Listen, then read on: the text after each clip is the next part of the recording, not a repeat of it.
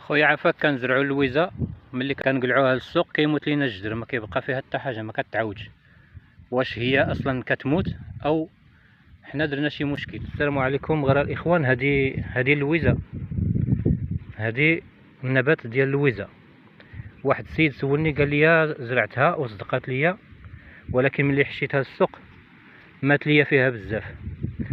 قلت له ودي راه المشكل ديال هو ديال الحشيش. نهار اللي كتبغي تحش، هذه غير واحد المعلومه باش نشاركوها كاملين. مثلا اللويزه، عندك اللويزه وعندك الشيبه. نهار اللي تزرعها وتوصل عندك للسوق، مثلا بغيت تقلعها للسوق، ما تقلعش كلشي، ما تقلعش الجدر كلشي بحال هذا. دابا هذا هو درنا ليه تجربه، قلعناه كله، وهذا قلعناه وخلينا واحد جوج العروش.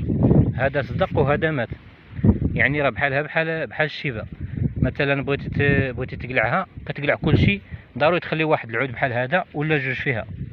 هاد العود هذا دابا هاد الجوج هادو كيمصوا الماء وما كيموتش الجدر، يعني كتخلف. من بعد عاوتاني كتكبر هادي ونقلعوا هادو ونخليو هادو تاني تيوصلوا.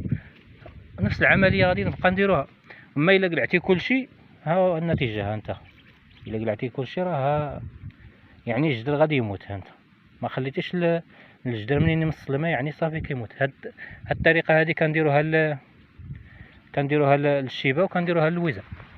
انت دابا هذه هي خدامه، ولكن ملي نبغيو نقلعوها غادي نقلعو كلشي ونخليو واحد العود ولا جوج. انت هذا دابا قلعناه حتى هو كلشي، ها هو يلاه مات. ها هو شتي، قلعنا ليه كلشي، جربناه، ها هو مات. وهذا والسلام، والله يوفق الجميع.